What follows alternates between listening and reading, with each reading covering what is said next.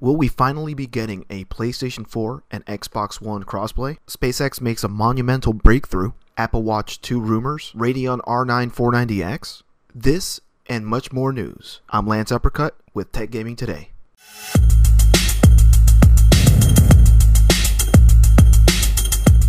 SpaceX is going to mark off April 8th, 2016 as a historical event for their company. After a few failed attempts, it looks like they finally got their Falcon 9 rocket to land on their oceanic drone. This is particularly important for the company because now they're able to land and retrieve their ships from the ocean, thus saving the company a lot more money. I think it's safe to say that 2016 is a great year for Elon Musk and tech in general. If you'd like to read more on this, we have a link for you in the description below.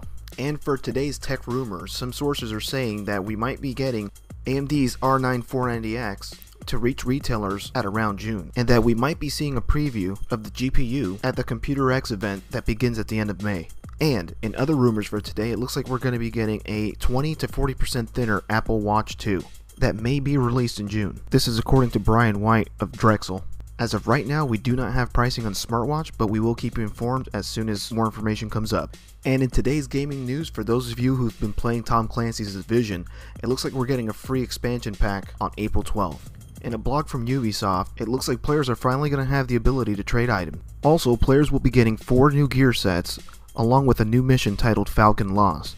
The Falcon Lost mission is going to have 2 modes, hard, which Ubisoft is suggesting that you should at least have level 31 gear. And of course the mission will also have a challenging mode. The patch will also be focusing on the dead zone, which will now support supply drops like what we've seen in H1Z1 and Rust. The supply drops will be carrying high-end loot, but thankfully you won't have to extract any of the items that you do pick up from the supply drops. And finally, Ubisoft is also going to be balancing some issues that the community brought to their attention as well. In other gaming news, it looks like Nintendo flexes their legal muscles when they send a cease and desist to developers that created a Legend of Zelda 30th Anniversary tribute website, which gave people the ability to play the retro game in 3D via a web emulator. Developers Scott Lindner and Mike McGee stated that Nintendo asked to remove it from their site due to copyright infringement. This is very unfortunate for something that was a tribute to the legendary game. We'll try to link a video on the description below. And in today's final news, Xbox extended an olive branch to Sony's PlayStation to offer its users cross-platform gameplay. This basically enables Xbox players and PlayStation players to play with one another via their multiplayer titles. We've already seen some successful titles on Sony's end already doing this. For example, the smash hit Rocket League and the recently released Street Fighter V, where PlayStation 4 gamers are able to play against PC gamers.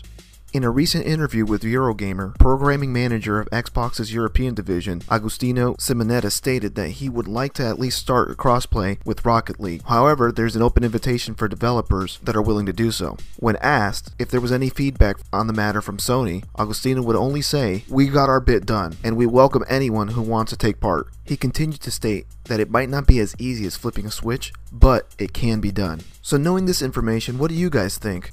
Are you guys ready or excited to start playing crossplay with Xbox One and PS4? And what titles would you like to see take advantage of this? Place your comments down below. And ladies and gents, that's it for today's news. If you like what you heard, give that thumbs up button. And if you want to hear more news, feel free to subscribe. That's it for today's news. I'm Lance Uppercut with TGT, signing off.